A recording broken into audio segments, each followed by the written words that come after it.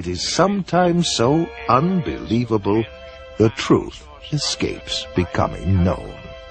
The answer to all this and the clue to this cosmic riddle may be found in the ancient book of Genesis.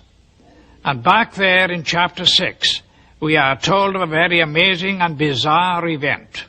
The sons of God saw the daughters of men and saw that they were beautiful, and they lusted after them. And then we read they married them and sired children from them.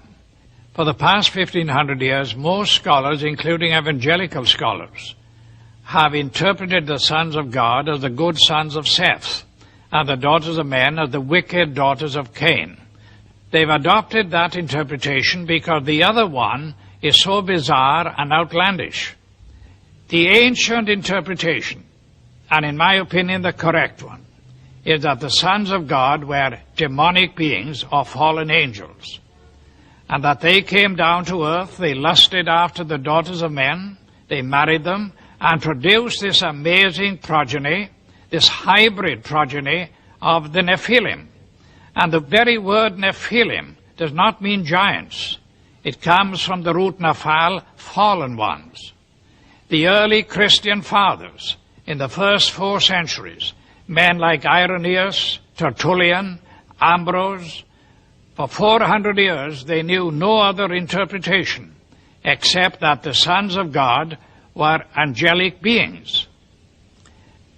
Josephus, the cosmopolitan Jewish historian, says the same thing.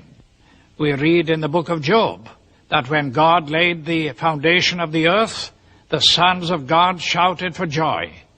Obviously, the sons of God could not be human beings. Adam had not been created. If this was a case of just mixed marriages between good men and wicked women, it is surprising that God should have issued the fire of judgment that he did. God took this stern action of wiping out the human race. Now, the only family that were left intact in order to re-establish, repopulate the new world was the family of Noah. Noah, we are told, was perfect in his generations. The word perfect does not mean, in this case, morally perfect, because we know from the story of Noah, and especially what happened after the flood, that Noah was not perfect.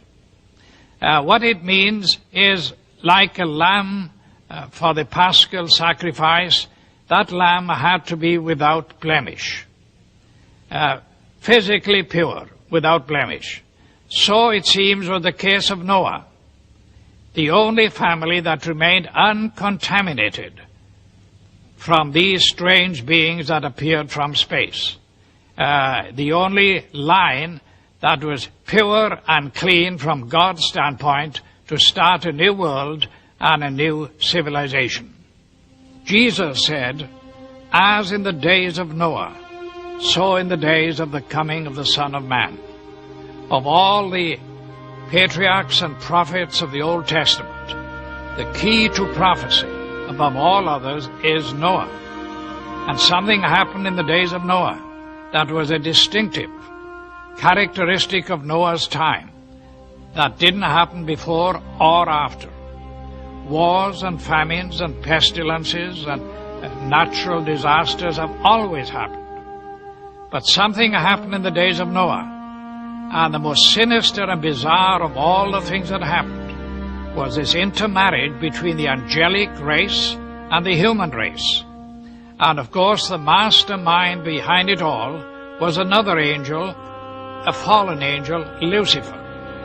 Now we believe that as they came in those days, we may very well be on the edge of another invasion from outer space, that Satan will once again make another attempt, maybe the final assault on the human race, in order to wean men and women away from the worship of God. He has tried before, he will inevitably try again.